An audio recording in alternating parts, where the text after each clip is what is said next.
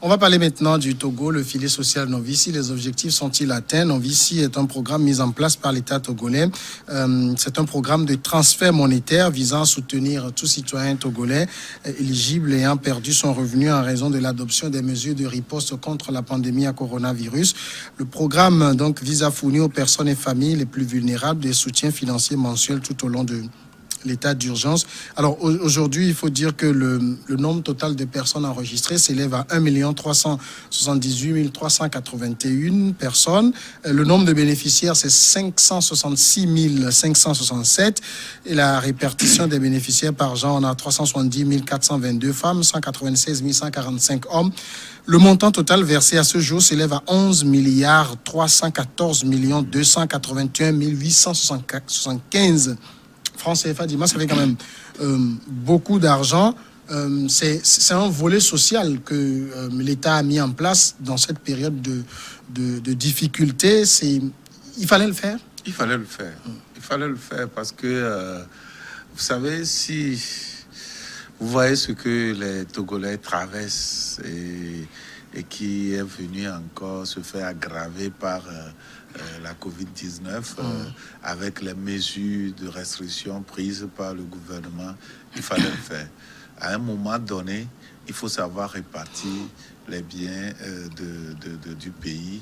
Et je pense que c'est ce que le chef de l'État a pensé pour pouvoir venir au secours un tant soit peu des populations frappées par les mesures restrictives liées à la propagation de ce virus. Et donc, si vous voyez ce qui touche les foyers, on peut a priori penser que c'est rien du tout, mais ça fait beaucoup. Quand on tend vers les 12 milliards, ce n'était pas prévu par le budget togolais. Et donc, il faut beaucoup de gymnastique pour en arriver là. Je pense que le projet est bien pensé. Quand on sait que vous pouvez rencontrer des gens qui peuvent vous dire que depuis le matin, je n'ai rien mangé. Je veux simplement 1000 francs pour pouvoir m'en sortir. Ce n'est pas rien quand on voit que 15 jours, on peut, dans un foyer, l'homme peut recevoir quelque chose de 5 000 et quelques, la femme peut recevoir 6 000 et ça va faire 11 000, que c'est rien. Non. Je pense que c'est un projet bien pensé. Sauf que moi, j'aurais voulu que cela ne soit pas uniquement pendant les périodes de couvre-feu, que ça soit maintenu et qu'on trouve des budgets, on trouve un financement pour ça, pour toujours. Et que ça, peu à peu, on puisse couvrir tout le pays, tout le territoire togolais pour ça. Puisque actuellement, c'est des zones où il y a l'état d'urgence sanitaire, à savoir le Grand Lomé et Tchaoudjo pour 1 mois à proroger selon le gouvernement. Donc, je pense que si on a fait ce calcul et surtout cette première expérience et qu'on a vu que ça a marché, on peut budgétiser cela pour que les années qui vont suivre, on puisse étendre ça sur toute la population. Je pense que la grande partie des populations du Togo se trouve à Lomé, le Grand Lomé. Et si on arrive à prendre ça en compte, je pense que si on fait des calculs pour les autres coins du Togo, on peut en prendre en main. C'est un projet à saluer, c'est un projet qui vient soutenir les populations en difficulté. Moi, j'aurais voulu d'ailleurs que ça soit maintenu et que prochainement on puisse élargir même cette assiette. Ambroise, quand on fait le bilan aujourd'hui, c'est vrai qu'on est à quelques semaines de la fin du couvre-feu, de l'état d'urgence, et donc ça va prendre fin également. Mais quand on fait le bilan, il faut saluer ce qui a été fait. Bon, saluer en termes d'aide, d'une petite aide qu'on a apportée à une certaine partie de la population, parce que moi j'ai contesté le montant et la procédure même d'obtention de ce fonds-là. Parce que je me disais que quand on limitait l'obtention de ce fonds, on commençait par les cartes d'électeurs.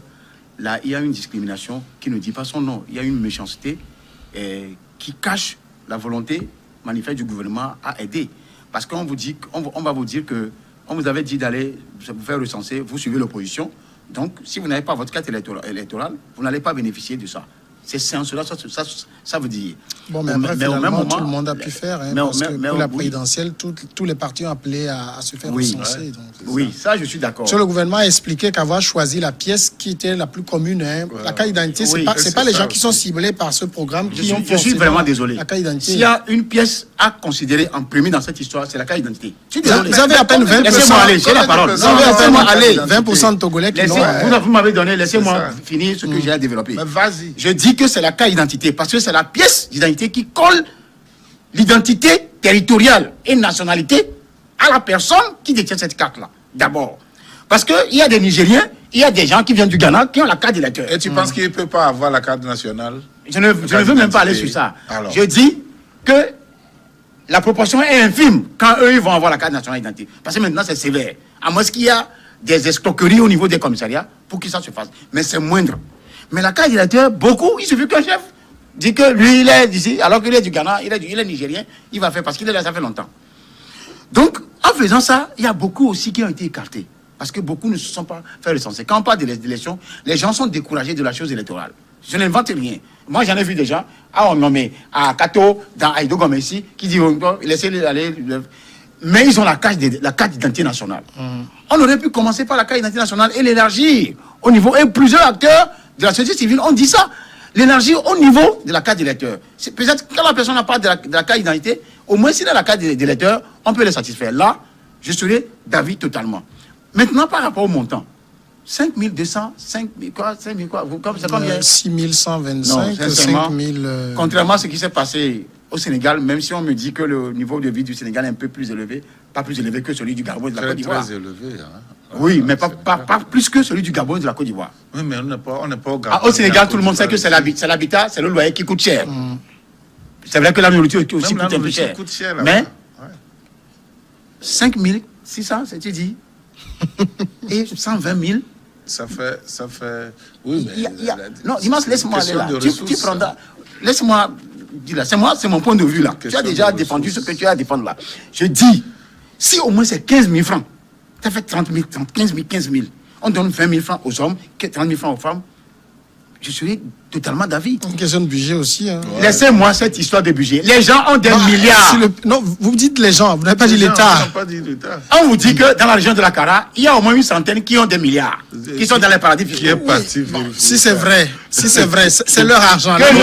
Qui vient démentir? C'est l'argent de l'État. Parlons de l'État. Ils sont quoi à gagner 1 milliard? Ils sont quoi? Ils travaillent où? Et tu veux qu'ils prennent l'argent là pour venir maintenant? Dimanche, il ne faut pas défendre ce qui est indéfendable. Je dis, pour dire quand même que il y a une vérité, il y a une part de réalité qui a été résorbée par rapport à ça. Parce que les gens ont des sérieux problèmes dans ce pays. Vous allez voir, vous avez vu comment les gens accourent. Moi, je veux prendre juste au niveau d'Aïdo Gomé, ici, en face de la pharmacie Aïdo Gomé. Il y a des femmes. Il y a des gens, des hommes, des gens qui viennent là-bas. J'ai vu des gens, j'ai dit, tiens, mais ce qui arrive à ces gens-là avant qu'ils ne se positionnent devant les gens là-bas, heureusement ils sont venus au moment où il y a quelque chose qu'on appelle cache-nez, qui cache au moins leur visage. Mais à un moment donné, les gens n'ont pas eu honte. À cause de 5 000 francs. Imaginez ce que les gens vivent dans ce pays. Quand c'est Michel Tadja, mon ami, qui a l'habitude de dire, quand ils sont en haut, ils oublient ce qui se passe en bas. C'est le bas peuple qui souffre comme ça. Alors, donc c'est pour vous dire qu'en réalité, c'est une bonne chose. Mais la procédure a été viciée, le montant choisi n'a pas été ce qu'il fallait faire. Sur la question du montant, c'est vrai qu'on me dira que 5 000 francs pour certaines personnes, c'est énorme. Mais en même temps, par exemple, on parle du Grand Lomé, on connaît les réalités du Grand Lomé. Les choses sont chères à Lomé ici. Vous donnez 5 000 francs. Bon, j'ai reçu sur ce sujet un ministre qui me disait, bon, si la femme prend 6 000, le monsieur prend 5 000. Bon, maintenant, si ce n'est pas le cas et que c'est le monsieur seul qui prend 6 000, c'est la femme seule, bon, ça ne résout pas le problème vraiment. Hein. Est-ce que vous pensez que le système novice, c'est pour résoudre les problèmes? Non, c'est pour apporter un petit plus. Hein. C'est pour apporter un plus, ce n'est pas pour résoudre les problèmes. Résoudre le problème, ça va toucher beaucoup de pans. Ça va toucher beaucoup de pans et ça va prendre en considération beaucoup de choses. Je ne pense pas que même vous donner 100 000 par foyer va résoudre le problème des Togolais. Ça va toujours être un plus. Comment ça va pas résoudre? Ça va résoudre le problème? Non. Un temps soit peu. Non, mais Ambroise, toi-même, tu sais là-bas que 100 000 francs qui tombent toi dans ta main là-bas. Là. On ne parle pas de moi. Mais on ne parle pas de toi. Même si je n'en ai pas. Tu es Togolais. Mais tu n'en es pas, mais ce n'est pas 100 000 qui va tomber dans ta main, toi, Ambroise, et tu vas penser que c'est de l'argent. Non, c'est clair. C'est ça. Donc, ça mais pour une femme qui n'a jamais vu 10 000 francs. Ce que je voudrais dire, c'est que. Et le FMI, le FNFI qu'on a créé. Moi, je ne dis pas. Les gens n'ont jamais vu 10 000 francs. Je ne dis pas que les 5 000 là, c'est beaucoup.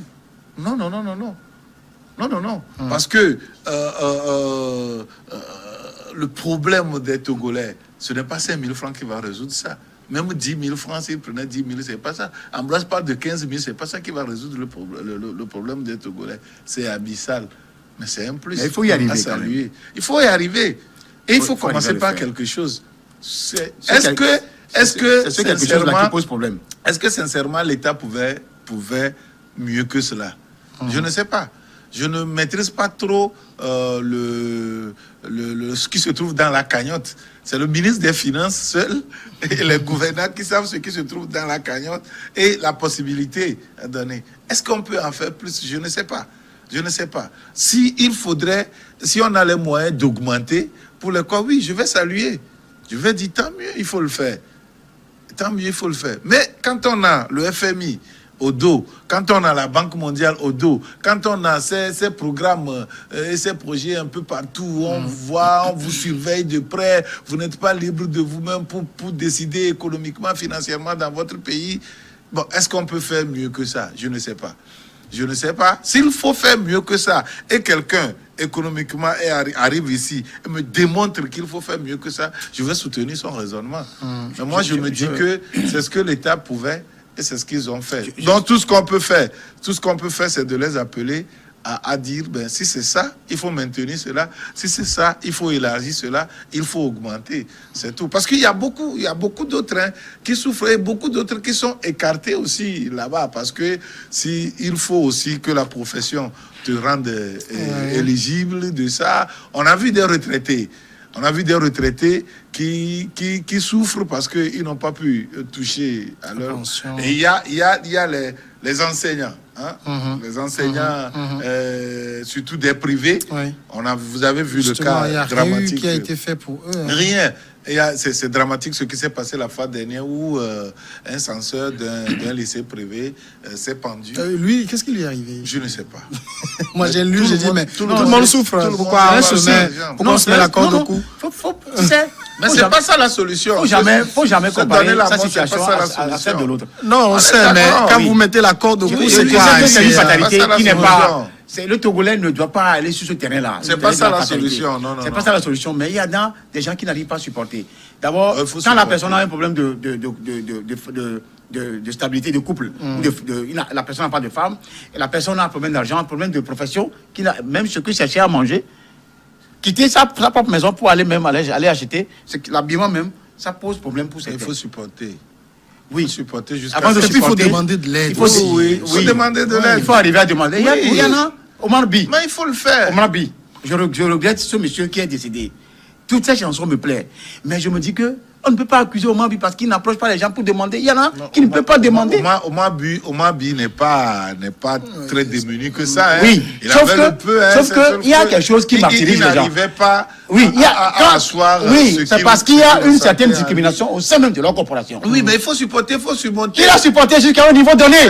Ça, les gens ne le savent pas. Il faut le faire. Et la personne, il y en a. Moi, je n'arrive pas à demander. J'ai une fois dit, je préfère mourir dans ma chambre.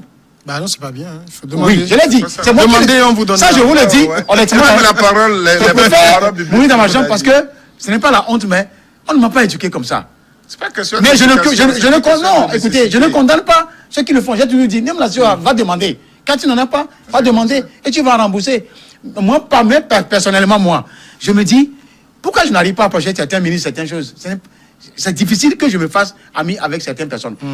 Mais peut-être s'il y a certains qui vont penser que peut-être il veut demander quelque chose. C'est mon appréhension de la chose.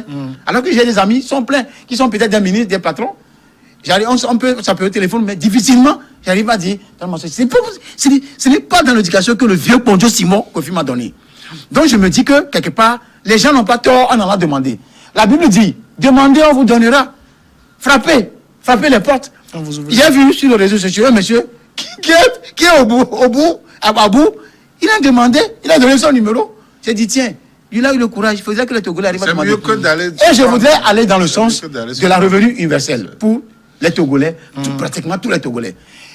Si la France, la Suisse, tout ça là ont commencé, vous savez, mon papa a l'habitude de dire, quand il a fait au moins 8 fois le Canada, il a dit, quand nous, on a demandé, depuis les années 98, on voulait toujours aller au Canada. Et il dit, les Blancs aussi souffrent, les enfants. Il nous a toujours dit ça. Bien sûr. Ce qu'on appelle Ontario, Ottawa, Vancouver, nous on connaît ça depuis. Mais il dit, je vois son Royaume, mais j'ai compris que à travers cette crise, la Suisse, qui était le pays européen le plus coté en matière d'aisance, les gens sont ceux qui ne venaient jamais demander à manger. Dimanche, j'ai vu la queue. Ils sont doublés. Ils étaient souvent 125 000. Ils étaient à 600 000. J'ai suivi dans un journal. J'ai pas eu pleurer.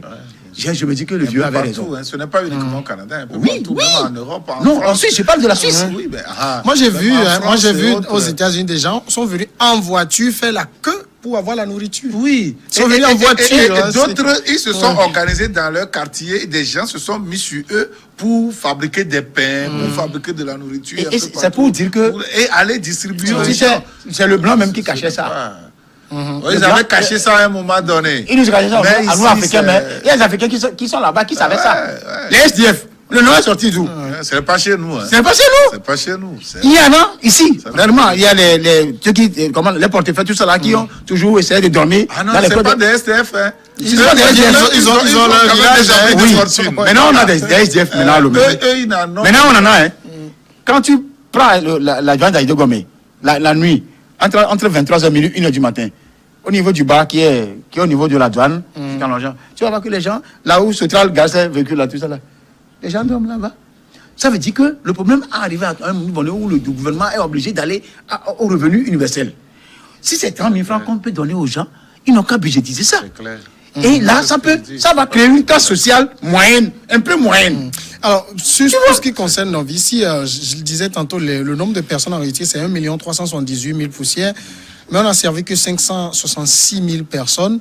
Bon, on me dira qu'on a étudié et tout, mais s'il y a eu 1 300 000 qui ont fait la demande, c'est qu'il y avait des gens dans le besoin. Oui, il y avait des gens dans le besoin, mais n'oubliez pas le problème qu'il y a eu au départ. Oui, les gens ont tenté aussi d'escroquer un peu le système.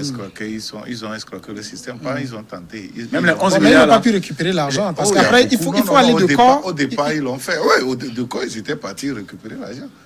Pourquoi pas? Parce que c'est... Oui, parce que ceux qui ont utilisé le numéro de carte d'électeur d'autres personnes, quand tu vas de corps, tu n'as pas la carte d'électeur, tu ne peux pas prendre l'argent. Oui, c'est vrai. C'est vrai. Tu n'as pas menti.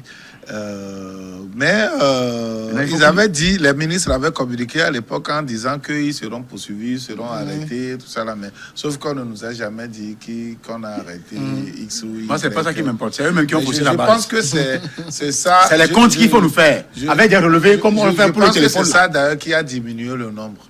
C'est ça aussi qui a contribué à diminuer le nombre. Parce que si tu es arrivé à t'inscrire, puisque pour la deuxième étape, on avait demandé une confirmation. Oui. Alors ceux qui ont fraudé n'ont pas pu confirmer. Et puis ça a fait que certains ont été éliminés. Tu sais, quand tu parlais tout de suite de la Suisse. Non, pas du tout. Du fait que on a puni ceux de l'opposition ou quoi là. Oui, ça c'est une réalité. Ah non, ce n'est pas aussi vrai que ça. Ça dépend des milieux ou pas. Je te donne un exemple que je connais très bien. Il y a une maison, il y a une connaissance qui est là-bas. Il est proche du parti au pouvoir. Il est très proche du parti au pouvoir. Il n'a jamais réussi à s'inscrire. Et les bidjé qui sont dans la maison, ils ont tous touché. Et ils sont venus se moquer de lui. Ça, c'est un exemple. Moi, je parle des cartes. Oui, des cartes d'identité. C'est plus Moi, je parle des pièces d'identité, des pièces à conviction. C'est à cela je pense que... Et je dis... Je pense qu'au-delà de tout aussi, au-delà de toute considération, c'est vrai qu'on aurait pu prendre la carte d'identité pour ajouter à la carte électorale. Ça c'est important. Mais il faut reconnaître que si on choisit la carte électorale... Non, pas seulement la carte d'identité. Ça va discriminer, ça touche plus ça va écarter beaucoup de chances. Ça touche plus la base parce que c'est la carte la plus facile à obtenir. C'est la carte électorale. Parce que là-dessus, sur 2 témoignages, ça aussi, il y a des bases politiques. Moi, je voudrais ajouter, peut-être on t'en veut la faire, je voudrais ajouter qu'il arrive avec les 11 milliards nous faire les comptes. Je l'avais déjà dit. Vous voyez comment on relève les numéros de téléphone avec les appels? Qu'on nous fasse ce relevé-là, de bout en bout, ceux qui ont pris l'argent, combien ils ont pris, relevé qu'ils affichent devant les kiosques des opérateurs économiques qui ont servi à aider ou à... tu ne peux pas tout surveiller même si c'est fait. Non, moi je suis citoyen, moi je n'ai pas participé à ça, mais je veux tout simplement savoir combien ont touché réellement. Parce qu'on sait, je lisais Fraternité la dernière fois, on parlait des militaires fictifs aussi qui gagnaient de l'argent à travers des missions, tout ça là. J'ai dit que c'est autoroute, ça peut se passer et c'est possible. Donc, qu'on nous dise réellement ceux qui ont touché et leur nom, et le montant qu'ils ont pris, et le montant total, pour qu'on puisse faire les comptes. Parce que dans ce pays, on sait comment on rebitume la route de Enfant Vaughan, Lomé-Enfant Vaughan. Ambroise, tu vas consulter ça où? Peut-être à la Cour des comptes? Non, pas à la Cour des comptes. Qu'on affiche ça devant ceux qui ont pris. On peut pas afficher plus d'1 million de noms. Non, ce n'est pas 1 million qui sera affiché au niveau d'Aïdo Gomé. Oui, mais pour il y a un nombre, si c'est 100 000. Tu n'as pas tous les comptes, hein. Non, dis-moi, il ne faut même pas chercher à discuter ces gens-là. Nous, on veut les comptes. La manière dont ils vont le faire pour que ça soit transparent, ils n'ont qu'à le faire. Alors, donc, je l'ai dit, ça fait plus de 11 milliards qui ont été utilisés dans cette opération. 11 milliards, ça déjà, c'est beaucoup. Hein. En même temps, il y a aussi l'autre volet de la solidarité qui a du mal à se manifester. C'est le fonds de solidarité, les 400 milliards. On est à peine à 3 milliards. Oui, on est à peine à 3 milliards. Et on a vu les banques, des institutions financières dans ce pays qui ont donné des montants que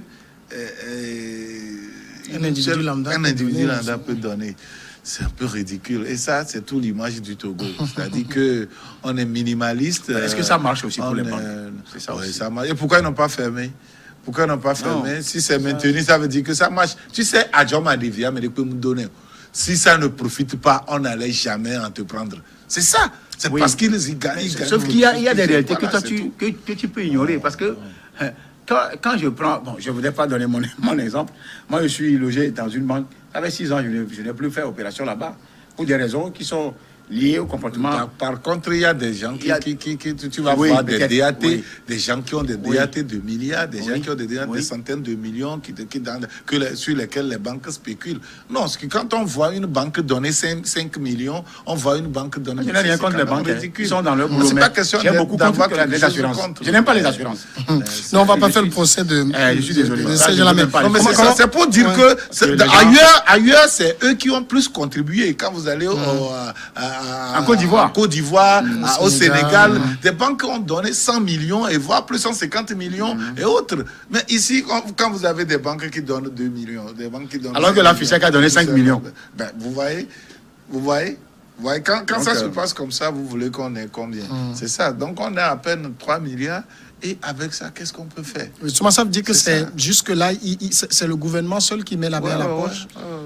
Oui.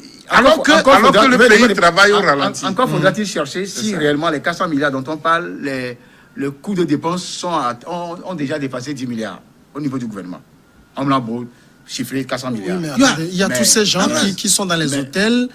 Il y a même ceux qui sont à l'hôpital, qui sont sous soins, qui sont nourris. Mais prends ces frais de Novici. Novici fait plus de 11 milliards. Oui, je sais. Quand on parle de 11 milliards, c'est vrai. Les investissements au niveau... Je crois que pour pouvoir... Parce qu'on oublie aussi un aspect, c'est que ces temps-ci, par exemple, il y a plusieurs qui n'arrivent plus à payer les impôts. On leur a donné des moratoires et tout ça. Donc, les fonds ne rentrent plus comme il faut. Oui, je suis les conscient. efforts que le gouvernement fait sont considérables. Je suis d'accord, je suis conscient. Mais avant de budgétiser ces genres d'opérations inédites... Ce n'est même pas budgétisé, Ambroise. Avant de chiffrer, il va falloir déjà voir les entrées, les possibilités d'entrée de fonds. Le gouvernement sait que après les enquêtes, ils doivent savoir que les banques ne peuvent pas donner plus de 10 millions. Une banque ne peut pas donner plus de 20 millions. Ils peuvent vous donner. Mais voilà que les réalités sont là. Donc, si le FMI, la Banque mondiale, tout ça là, eux, ils ne sont là qu'aussi pour leurs propres intérêts. Et il y a des partenaires bilatéraux qui ne peuvent qu'apporter des prêts à rembourser. Quand on ne nous dit jamais, on vous parle des dons, mais au final, ce n'est pas des dons. Donc, c'est eux-mêmes qui viennent pomper ça encore. Oh oui, ils amènent leurs experts pour venir pomper. Ça aussi, on le sait. Ils pensent qu'on ne le sait pas, mais on sait ça. Donc, en réalité, c'est comme moi j'ai dit la dernière fois ici, que tous les pays africains quittent en cascade ces organisations, OMS, FMI, Banque mondiale, tout ça là, ils n'ont qu'à quitter ça et créer leur propre truc, un point bas. Et Kadhafi avait raison. Donc, pour revenir au fait, c'est que Novici était une chose qui a aidé un temps soit peu une couche de la population. Pas tout le monde quand même. Mais, comme Dimas le disait, s'il faudrait arriver à transformer cela en un revenu universel pour les gens les plus pauvres, les gens qui sont pauvres. Il y en a, moi je connais des couturières qui difficilement arrivent à payer leur loyer. Donc imaginez, et les impôts viennent à cause de 3 machines, 4 machines qu'il y a là-bas, qui n'arrivent même pas à travailler. On vient. La préfecture aussi vient avec ces histoires. Et comment vous voulez que ces gens-là s'en sortent? Et ces gens-là n'ont même pas bougé de leur atelier pour aller chercher parce qu'ils n'ont pas la carte d'électeur. Tu vois? Donc c'est pourquoi je dis, si au moins on avait demandé que les gens peuvent amener leur carte d'identité aussi, ça pourrait les aider. Et dorénavant, je ne souhaite pas qu'un autre mal revienne, parce qu'on parle de 11 ans, un autre qui viendrait encore. Donc, je pense que le gouvernement d'Aka déjà anticipé, en attendant que le 11 ans arrive, moi je l'ai dit, je vais dans les 60. Ça doit être comme 2030, 2031. On serait dans la soixantaine. Et donc, quand ça va arriver, que le gouvernement prenne soin de décréter. Ça veut dire que tu seras plus vulnérable. Moi, je ne mourrai pas de ces choses-là. Non, je ne refuse pas la grâce de Dieu, je ne mourrai pas de ça. Parce que c'est vrai que nous sommes au front. Oui. Tu le dis pourquoi? C'est pour dire que là, tu es plus. Non, ça veut dire ça. Non. Mais ça frappe plus. Ça veut dire que 9 personnes. Moi, j'approche déjà. 9 personnes sur 10. Moi, j'ai encore au moins 35 à faire. En France, les 9 personnes sur 10 qui sont morts de Covid sont au-delà de la soixantaine. Oui. C'est ça. Sauf que le mal qui viendra, c'est les blancs que ça va décider. Parce que c'est qui ont créé ça. C'est la preuve. Merci. Combien de personnes sont mortes ici? Merci Dimas Dikodo. Ambroise Kodjo, merci beaucoup. Merci à tous aussi d'avoir été avec nous. On se retrouve encore demain.